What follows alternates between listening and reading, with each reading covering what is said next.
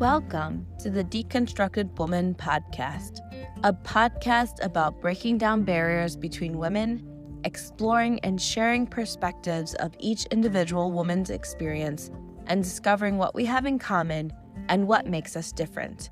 Hosted by Elisa Marie and Joji.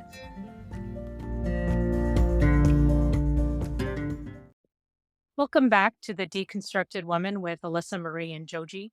Today, we're going to be talking about something that I've seen in the news or on my phone quite a bit, and this is the topic of sleep divorce. It's something that I had not really heard about before, and it's something that I saw an article on my phone from Cameron Diaz. She was promoting this idea that sleeping in separate bedrooms could actually create a better household in the long run. And so we are going to talk about that today and sort of unpack what that means and how it does sort of challenge the norm of a happy couple sharing a bed and all those other things that go along with it. But I think there's a lot of merit to some of the points that they make. And as I look at the number of people I know who do share separate bedrooms in their house, for a variety of different reasons, I think it's more common than we think. Maybe it's just something that we don't actively talk about because we don't usually talk about sleeping arrangements in casual conversation.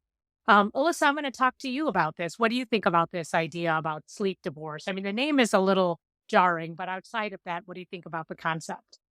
Yeah, I think I at first I had to say, okay, what is sleep divorce? And so, after I read the same articles, I was like, okay, this is an interesting topic. I think my initial reaction was like that, is going to deteriorate the relationship, that it's going to create more problems. Now you're separating yourselves and you're just a step away from like an actual divorce. I think that's like my initial impressions of it. But after reading the article, I was like, okay, I think similar to what you said, I think that it has some merit. I personally still feel a little bit hesitant of the idea of sleeping separately, but I think that it mainly focuses on the idea of, when you have better sleep quality, how that may improve your relationship with your partner.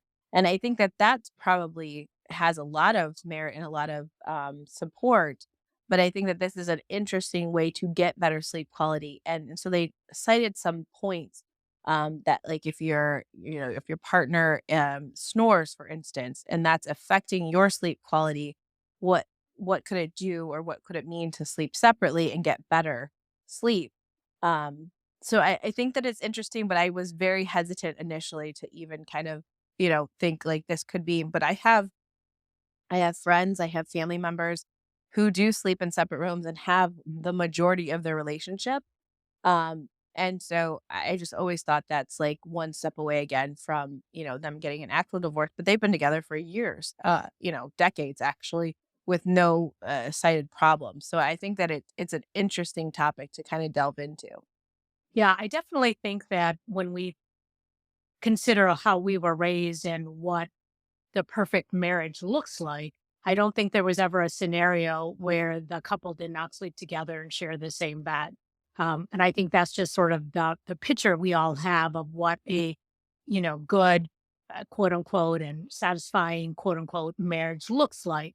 But then as I break it down, I remember when I was looking at like our house, buying our house, the husband and wife slept in different bedrooms, and the wife had the master bedroom and the husband had the guest room. And I remember my husband and I thinking, like, this is 20 some years ago, thinking, wow, that's sort of weird. Like, how are these people, like exactly what you said, Alyssa, like, are they like one step away from divorce? Like, why do they do that? Of course, I was 35 at that time. And so thinking about it at that time just sort of seemed like that was just like, what a non traditional arrangement.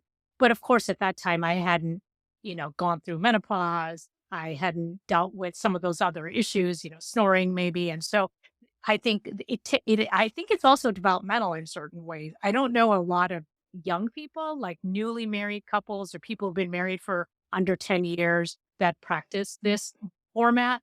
I do know most of the people that I know who do it are couples that have been married for a long time and that they use it as a way to create less conflict because maybe one person is running hot because of menopause or somebody has a snoring issue and hasn't been treated for sleep apnea yet.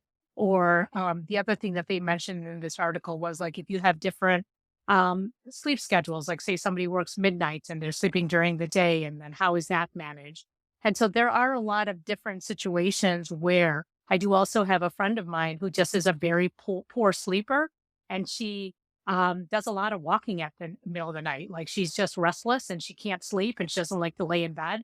And so she will sort of walk the house, and that's disruptive to her husband. And so I think that when I think about all these different people, like I have a friend whose husband's work schedule, he started early in the morning at 3 o'clock in the morning. That was disruptive. And then you think about the body changes, and then you talk about snoring, or you talk about, if you're a person who's on call and you're being called all night long because you're answering the phone. I mean, there's a lot of scenarios where it could actually make a lot of sense, but I think that it really challenges our idea of how to maintain a happy marriage. So I think that's sort of the clincher of it. But what do you think about the suggestions that they made? So the article that I'm referencing is an article from Forbes that is called Two Sleep Divorce Strategies That Bring Couples Closer, according to a psychologist. That's the name of it. It's by Mark Travers.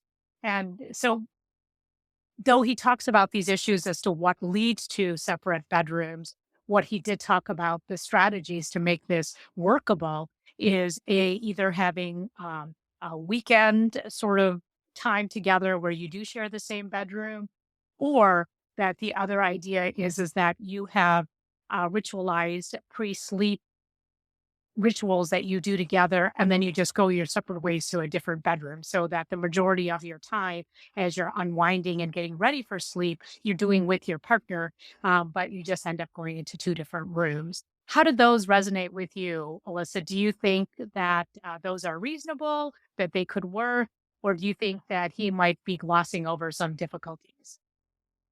I think that there's definitely some like so going to the first one, the idea of like having weekend reuniting.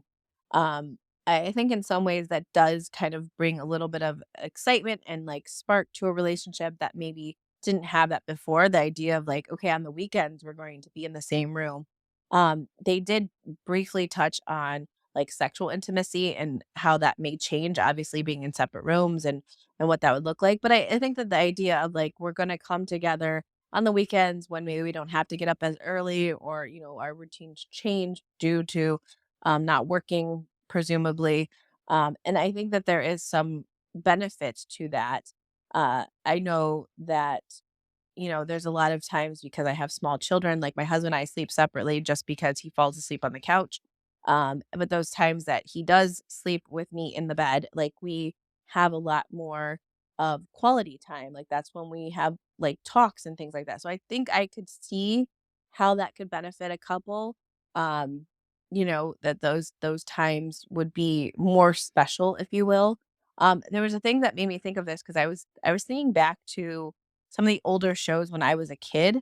And I don't know if I'm like just kind of making this up in my head, but I remember Lucille Ball sleeping in separate bedrooms. I don't know if like I'm making this up, but I was like, I think like there's a lot of shows when I was younger on like Nick at Night that, and I know for some people they're like, what is that? But bear with me. Hopefully some people remember.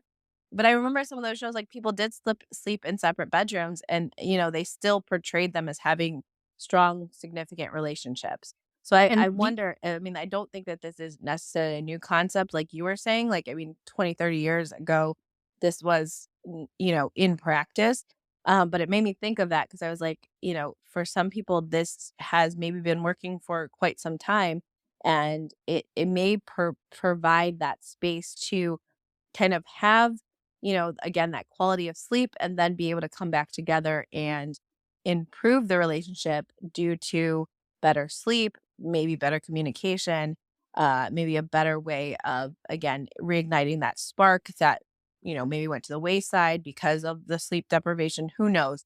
I think that there's some quality to that, but it still, I don't know, it still seems to me like, I mean, I guess in some ways, like I just explained, like my husband and I do sleep separately, but not for, like not purposefully, just like from time to time, he falls asleep on the couch and there's, any number of children in our bed already. But I think that it could have that effect on couples. Yes, and I think that this really the difference between an occasional night apart versus a planned or prearranged kind of situation where, the idea is that you would sleep in two separate beds, I think is the main difference here between your scenario and what we're talking about. And just to acknowledge that your example with Lucille Ball and I Love Lucy, that is something that has actually been a documented event because back in the time where that was filmed, having a couple sleep in the same bed and insinuate any kind of sexuality was not appropriate on television. So they very intentionally had two twin beds in their bedroom. And that's something that they did talk about. And it wasn't until something like the 70s or something that actually physically changed where you started seeing couples in bed together.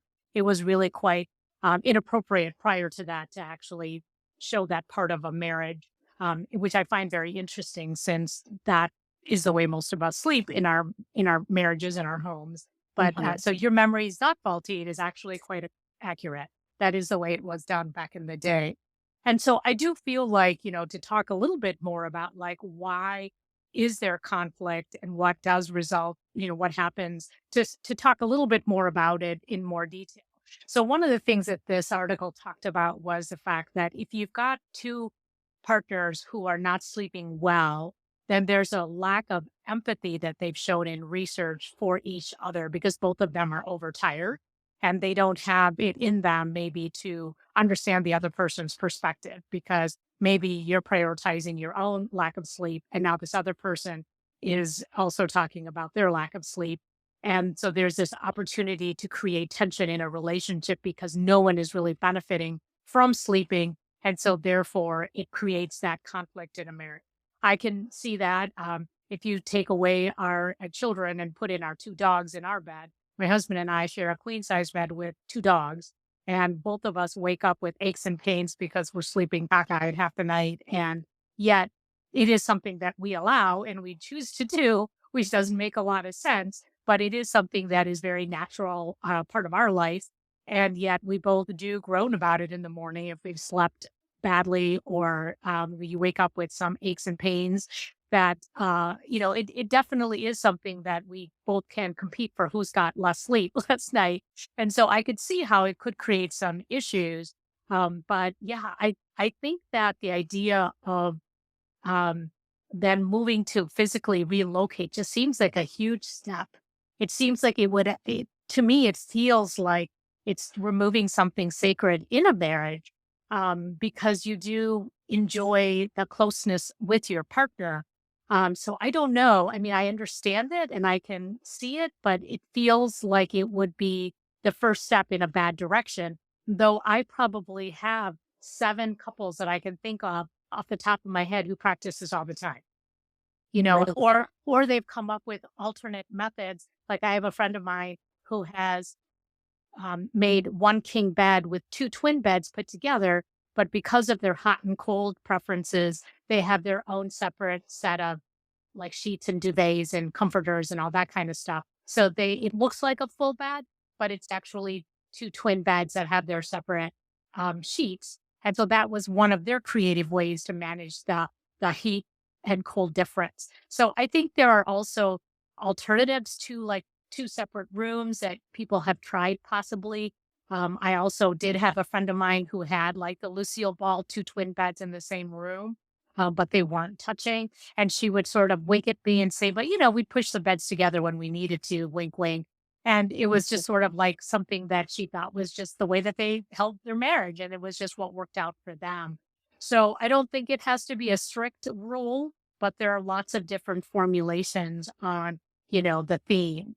Um, what other thoughts do you have, Alyssa, about this conversation?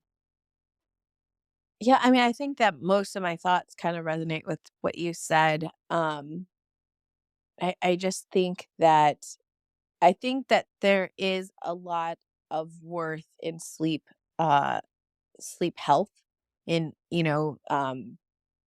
being able to get a good night's sleep. And like you said, they were talking about it. I thought it was interesting that they linked that to empathy, because I think that that is a crucial piece to a relationship, like understanding the other person's perspective. So if I'm tired and my spouse is like, yeah, I can see why you're tired, like that's like, that is the crux of a lot of connection, is being able to see it from the other person's perspective, being able to say, yes, I understand where you're coming from, or, and a lack of that, I can see how that breaks down relationships too. So I think that it's an interesting take on the concept of how to improve your relationship.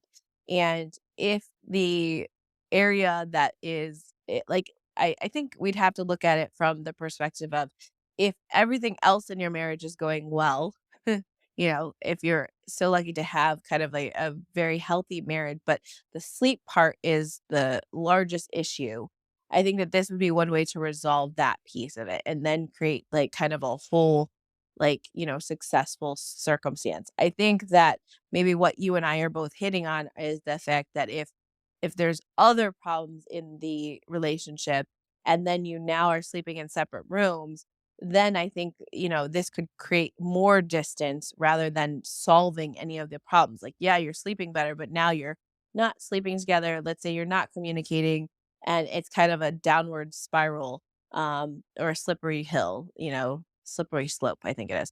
So I think that that's what we're kind of hinting to. I think as you were talking is kind of coming to me, because I'm thinking, I think it just really depends on the type of marriage that you have, or partnership. Even if you're not married, if you're, cohabiting with somebody, um, that it depends on the quality of the relationship prior to enacting this type of change, that would make a significant improvement or decline. And so I think that that's kind of where the crux of it would be, in my opinion. And you know what? You made me think about the fact that, if my partner was to broach the topic with me, I think my initial reaction would be one of, oh my gosh, what's wrong? Like, why don't you want to sleep in the same bed with me? And so I would Mhm. imagine that, whichever partner does raise this issue, you have to be prepared to really look at the situation from a lot of different sides. I do anticipate that one partner might be saddened by it or taken aback by it because I think the norm is for people to share the same bed. But at the same time, I think you raise a good point, Alyssa, which is that if there are other problems, it's possible that this alternative sleeping arrangement could be raised as a warning sign. And so you might have to sort of delve into it to find out that it really is about physical comfort and not a marital issue. So I do feel like if you raise the issue, you probably need to be ready to talk about the whys and to also be pretty honest with yourself that you're not using it as an excuse to put physical distance between you and your partner, which then might be the beginning of a slippery slope, right?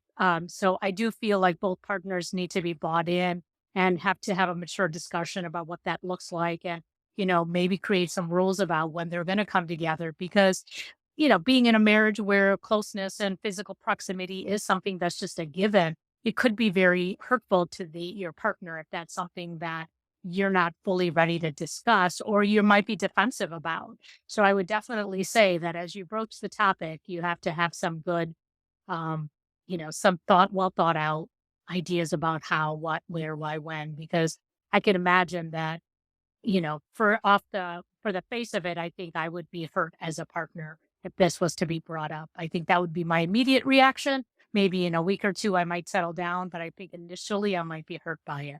What do you think? Yeah, likewise. I would be like, no.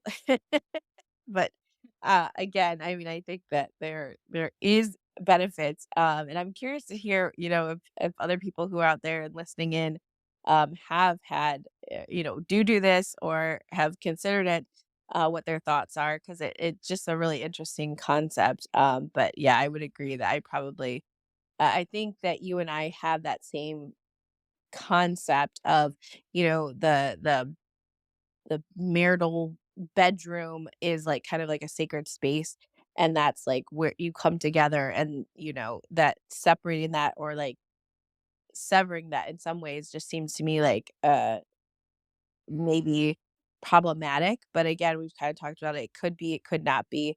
So it just depends on how people perceive it. But I would be curious to hear other people and how, how it's not a slippery slope and what they think. And I will say that what I found fascinating is in the article that Cameron Diaz, sort of made this comment about how it makes so much sense. It doesn't sound like she practices it currently. But then she said, but, like, then she also defended her marriage and said, I love my husband. Like, we have a great relationship. He's a great guy. And I just thought that, what, that would probably be something you would have to say if you were ever in this situation having a discussion. Like, I can totally imagine, like, my parents or my family members saying to me, well, are you guys okay? Like, if you're sleeping in different bedrooms, like, is everything okay at the homestead? Like, I think you'd always have to defend it. Though my friends who do practice it, and I do have many friends that do, they just think that it's just a lifestyle choice and it has no reflection on their marriage at all. And they actually say you shouldn't knock it until you try it because it does cut down on some of the arguments that the couple may have inadvertently that we may not consider as we think about it.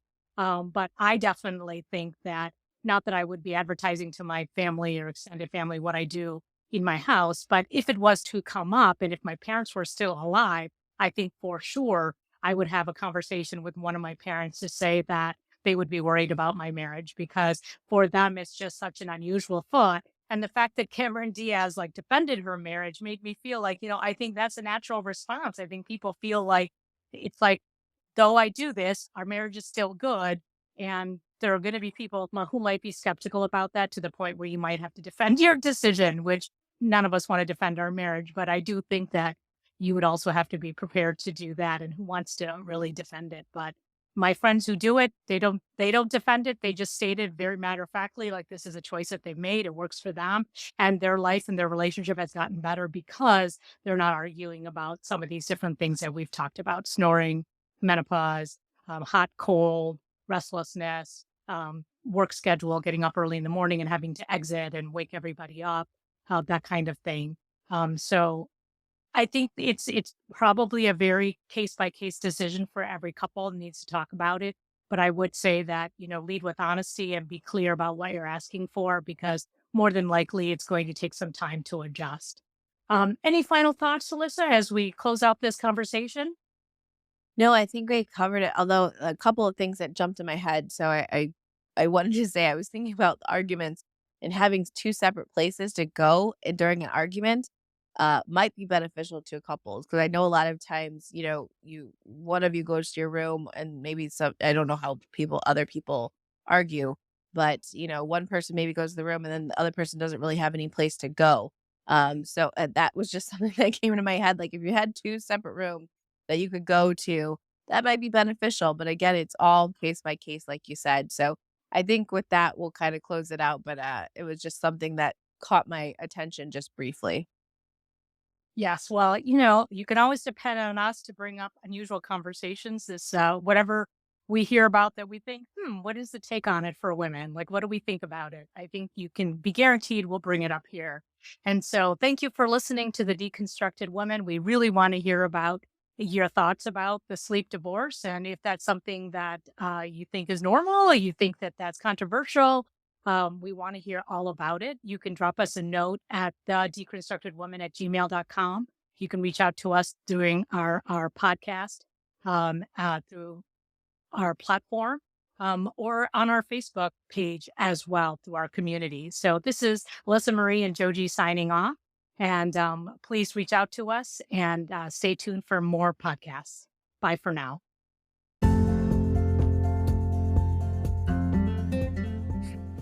Thank you for listening to our podcast, The Deconstructed Woman. If you like this podcast, please share it with your friends, rate this episode, or subscribe to be notified of all new content. We want to hear from you, our listener. Do you have thoughts on the discussions we're having? Want to share topic suggestions? Or want to join us for a topic that you're passionate about? Contact us at our email address, thedeconstructedwoman@gmail.com.